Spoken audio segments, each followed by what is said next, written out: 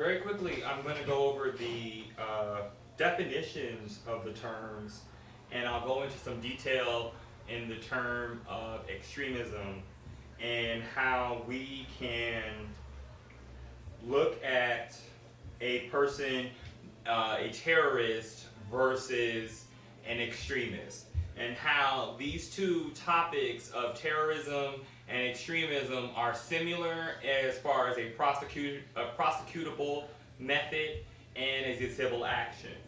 The first term will be terrorism. Check my notes. Here it is. First we'll get into extremism. Real quick. Extremism is a noun, alright? So it describes a person, place, or thing. And extremisms are the act of being a noun, of the act of doing these types of beliefs or thoughts or abstract ideas. It is the holding of extreme political or religious views, fanaticism, the dangers of religious extremism is the Google definition. I'm going to go into the Wikipedia definition very quickly too, because there are quite a few points that are brought up in the Wikipedia site in regards, which I really like Wikipedia because it is a democratic evolutionary idea of an integration of names, nouns, verbs, actions, activities, events that transpire over the world. The term extremist is often used with reference to those who use or advocate violence against the will of society at large. But it is also used by some to describe those who advocate or use violence to enforce the will of a social body, such as government or a majority constituency. Sorry.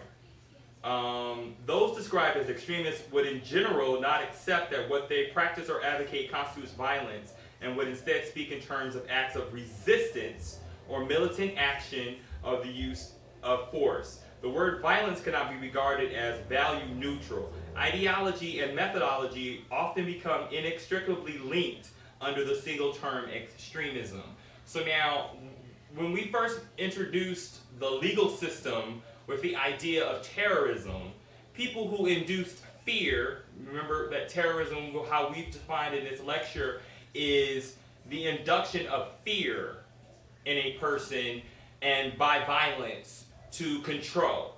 Now, an extremist induces the same type of control, has the same type of mental denial of this control. So now a person says that because I'm morally obliged to think this way, my moral obligations supersede the fact or right that I am acting outside of my natural duty. Okay, so which is the same thing the terrorists said. In 9/11, pre 9/11, people who were defined as terrorists were people who went into, for example, Dylann Roof.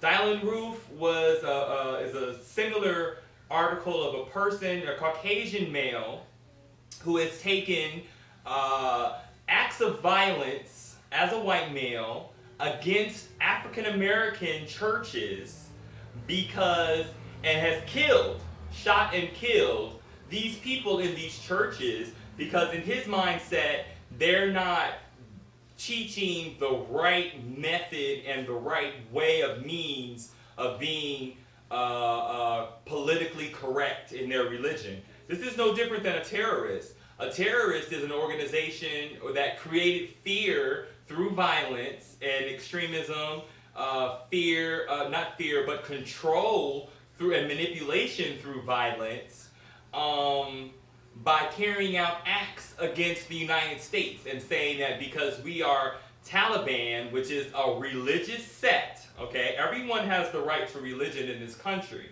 And because everyone has the right to religion in this country, they have the right to influence people with their religious beliefs. But their religious beliefs cannot infringe on the rights of someone else to make a decision or choice of their personal religious beliefs. When we see extremism, we see a person that is using violence, control, manipulation to instill a manipulation of a person's personal moral beliefs of a person who has a superior moral belief. Wikipedia further goes into account in regards to the extremism literally means driving something to the limit, to the extreme. Nowadays, the term is mostly being used in a political or religious sense for an ideology that is considered by the speaker to be far outside the acceptable mainstream attitudes of society. But extremism can, for example, also be meant in an economic sense. The term extremism is usually meant pejorative, to express strong disapproval, right? But it may also be meant in a more academic, purely descriptive, non-condemning sense. Extremists are usually contrasted with centrists or moderates. For example, in contemporary discussion in Western countries of Islam or of Islamic political movements, the distinction between extremists is bad and moderate is good. Muslims is typically stressed. The term extremist is also used to describe groups and individuals who have become radicalized. In some ways, even though the term radical originally meant to go to the root of a social problem, the term radical is not one normally regarded as pejorative, except perhaps in the United States, and unlike extremist, it's sometimes used by groups in their descriptions of themselves. So the terms extremism or extremists are almost always axionomic, meaning that they apply to others, to a group, rather than by a group labeling itself. Rather than labeling themselves extremists, those labels as such might describe themselves, for example, as political radicals. There is no political party that calls itself the right-wing extremists or the left-wing extremists. And there is no sect of any religion that calls itself extremist or which calls its doctrine extremism. So now what we're also seeing here is that, and this is because this new term of extremism is being looked at from a prosecutorial mindset as a person or group who feel that they are not doing anything wrong, that they have not committed any acts of violence or any manipulation against another because they differ in beliefs. But this is not found in the Dylan Roof example. This is a person who believed his extremist beliefs were the reasons why he needed to go into a black church and shoot up black people and black congregation and a black pastor. This is a violent act, a person's personal beliefs. Okay, we're not labeling it as an Islamic person. We're labeling it as specifically a person who is against this social or societal norm. Let's get into the account of how, as a nation, we have found that because of prosecutions of law enforcement agencies like police and things of that nature, they have had acts of violence against them. And in that same acts of violence against law enforcement, the same extremist belief is found against other people in their same equal civil societal norms. So now, which is by definition extremism, because now these are your personal beliefs. This is your mindset that says that I have an authority over a person to where I can violate their civil rights, and I can violate their civil rights without regards to their civil rights, because I feel superior to this other person. No different than terrorism. Terrorism was looked at as that as well. The United States doesn't support Muslim mosques. The United States doesn't, which is the reason why we had the Taliban. The United States just wants oil from the Muslim countries and doesn't want to provide for the Muslim countries. But whenever the United States sends people into their countries, peaceful people, corporate executives, builds factories like the BP factory that was built in Ethiopia, that every employee inside there was of that nation, which means they were supporting economic growth in these countries, but yet there was the extremist belief that anything against Islam or against the religion of the Taliban is death, and that anyone that is not a Muslim or is a Muslim supporter and does not support these ideas is to be executed and killed. From a legal perspective, it is not beneficial to any person that is engaging in a legal action against someone to lose a person by death. If a police officer pulls you over and he begins to talk to you about you sped through a red light, or you didn't properly stop at the stop sign, so let me see your insurance and your ID, and let's talk about whether or not we're going to give you a ticket. Now, when a police officer pulls you over like that, his intent should not be to kill you, because you are a person that has committed an offense, and it is my duty, because you have committed this offense, to properly enforce the law, not to get rid of you and kill you. You know, that is an extreme.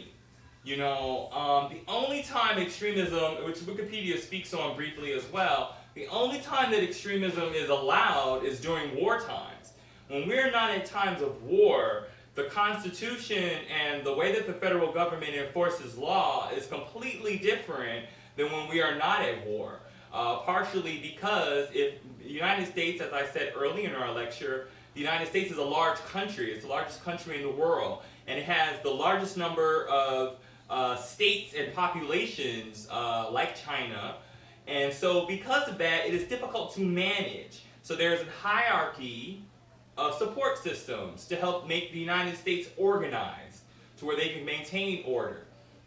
If the country is focused on a war, the country can't focus on its citizens and states population. So sometimes rules are over-exaggerated or abused during that time period. But these acts by law enforcement agents or police officers, rather, not agents, but police officers, that where they have loss of or no support from citizens, the people who are being prosecuted, witnesses, and court documentation, because they are not trying, which stems from corruption, they're not trying to effectively enforce the law, they're trying to execute law.